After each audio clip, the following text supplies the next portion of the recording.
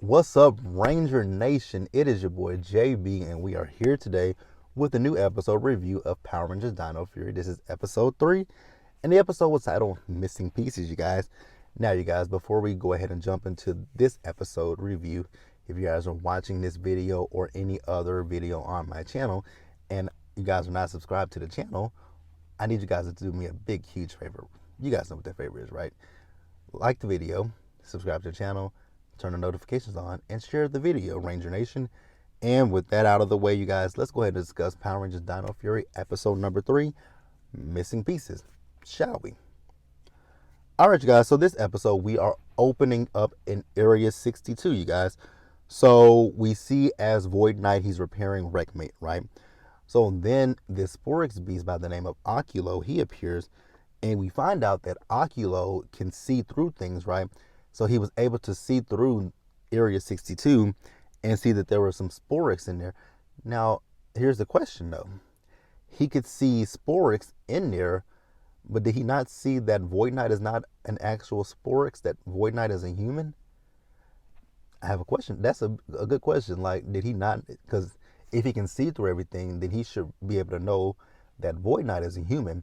That's actually another question that I kind of pose, right?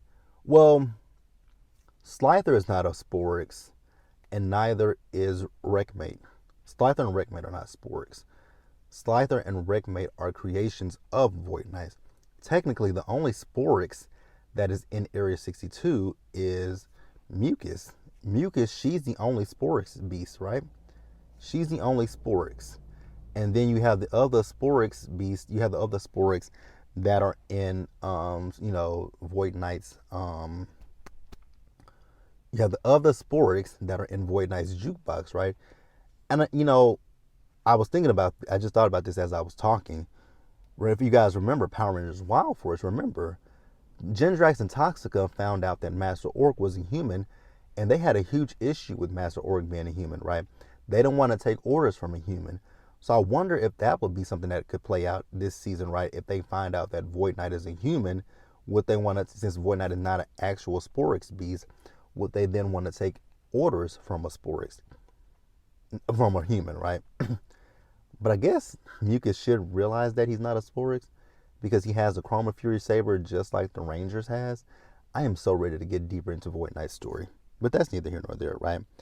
So they've come up with the plan. So what they're going to do is they're going to use Oculo to go into the city to find as many Sporix beasts as they can so that way they can bring them back and try to power up, Void Knight's jukebox, right?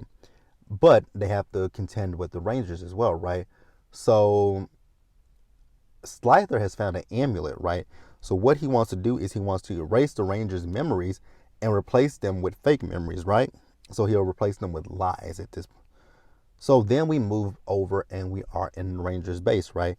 So we see as Ollie and Amelia, they're updating Solon's her hardware basically, right? They're giving her a software update. So we also see on the flip side that Zato and Ion, they're still looking for planet Ravcon. Now they know that Ravcon has three suns, right? But they just can't really find it in the universe at this point, right? So once Solon is updated, she makes some calculations or something to help them find Ravcon. So then Amelia, her shoulder is hurt, right? And she says Pop Pop thinks that the woman that lives across the street from them could be a witch, and she put a spell on her, right? And they were like, well, the light dino key that can remove bad energy or something like that, right? So they use the light dino key. Pop, still the same for Amelia, right? So then Javi was like, you know what?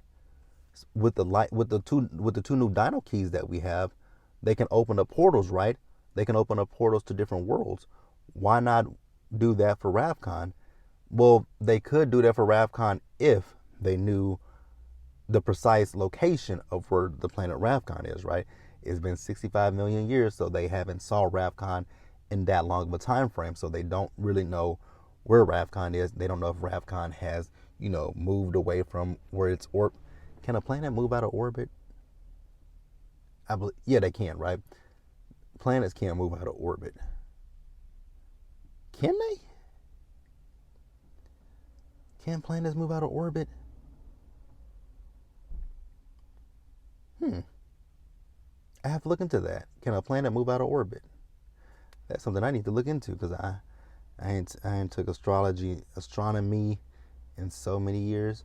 Can a planet move out of orbit? We'll look that up. Um, we're gonna pause here, you guys, and we're gonna move forward. All right, you guys. So we see Izzy and Javi, right? So Izzy and Javi, they're out in the city. So at one point, Solon called them to let them know about sightings of a Sporix, right? So they go toward where the sighting of the Sporix was, and when they get there, they see Oculo, they see Mucus, and they see Slither, right? So they morph and they start to battle with them, right? And while they're battling, remember what Slither's plan was, right? Slither's plan was to basically use that amulet to switch their memory, take their memories and replace them with lies, right? And that's exactly what he did. So he made them think that the Sporix sighting wasn't an actual Sporix, that it was a big, juicy pickle. I was like, wow, of all the things, a big, juicy pickle, right?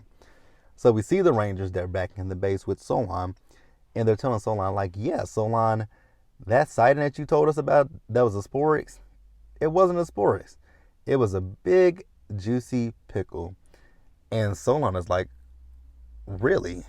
Because Solon's finding it hard to believe. She's like, we've been getting these reports about Sporix sightings, and every last one of them has been a pickle? Really?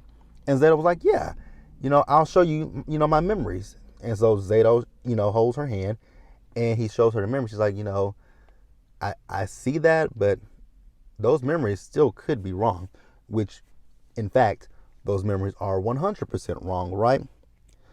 But then they were like, well, Solon, you made a mistake earlier with the stuff with Ravcon, right?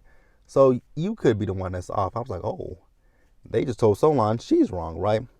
But then she says, don't try that with me. Yeah, I might have been off just a little bit, but I was still right about those 3 suns. And she pulled up the solar system, right? And she showed them the 3 suns, right? So then we have Zato. Zato wants her to call on the Zord so that way he can go to, those suns, right? So we see Zato. He's in space, and he is by those three suns, right? And they were triangulars. They were triangular, right? But there was no planet Ravcon there, right? So it begs the question of what the hell happened to planet Ravcon? That is a good question. What the hell happened to planet Ravcon? Like I said earlier, do planets move out of orbit? And if they do move out of orbit, do they move that far out of orbit, right? Like, do they move that far out of orbit? Because those suns were still in the same place, right? Those suns were still in the same place. And planet Ravcon, I also have a question of maybe with planet Ravcon, is it a planet that can kind of be cloaked, right? So that way, if someone is looking to invade planet Ravcon, they can't find it because it's cloaked, so that when you're looking for it, you won't find it, right? Just a question that I have, right?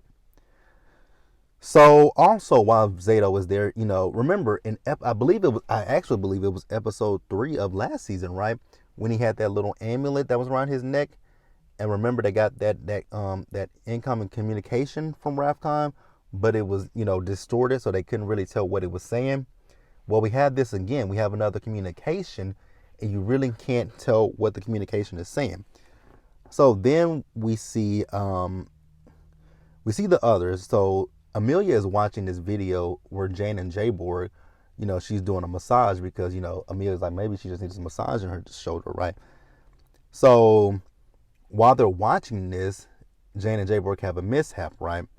And then they cut to this footage of the Rangers when they actually, intercepted Slither, Oculo, and Mucus earlier, right?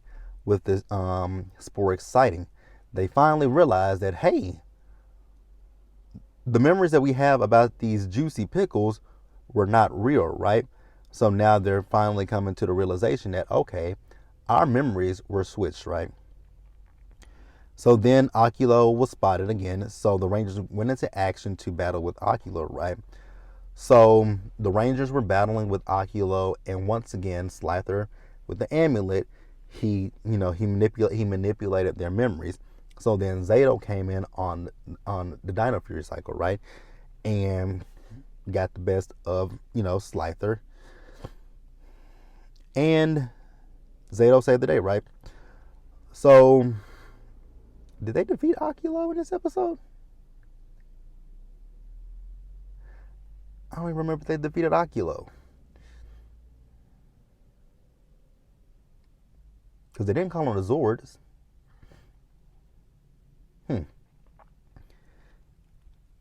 I should. No, they didn't. They didn't defeat Oculo, right? Because we moved back over to Area 62. No. Void Knight came and he battled with the Rangers, right? He battled with the Rangers. So yeah, they did not defeat Oculo in this episode. I kind of do like them when they have an episode where they don't defeat the monsters, right? I do kind of like that. So then we move back over to Area 62, right? So all the spores that they were able to capture with the help of Oculo in this episode, they placed them into Void Knight's jukebox, right? Void Knight almost has enough power, but he's just a hair short of what he needs to power up his machine, right? So now they have to go out and find some more Sporix beasts for, Void Knight and to power up his machine, right? So then we move over to the Rangers base, right? Now, in the base, remember, I told you guys a few minutes ago about what happened, right?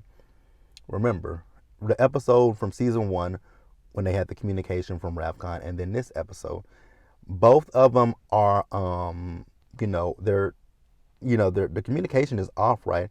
So then Ollie was like, wait a minute, those sound similar, so why don't we play them at the same time, right? And they played them at the same time, and it wasn't a full, complete message, right? But you can hear whoever this message is from, you can hear them say Ravcon, right? So, and depending on how old or how recent this is, Ravcon could be still around, or Ravcon couldn't be around, right? But I'm interested to see more about what happened with the planet Ravcon, right? Like I said earlier, I wonder if Ravcon is probably cloaked at this point, so that way no one can see the planet. That's a question. That's what I wonder, if Ravcon is cloaked, so that invaders or intruders who might want to do harm to planet Ravcon can't find it, right? But hey, that's the episode, you guys. Let me know what you guys thought about it. Please leave your comments in the comment section below. Subscribe to the channel, you guys. Please turn on your notifications, share the video, and until the next time, you guys, stay safe out there. Take care of yourselves. Remember, you guys, wear your mask, socially distance, be blessed, and I'll see you guys in the next one. I'll see you guys again for the next episode of Avataro Sentai Dawn Brothers.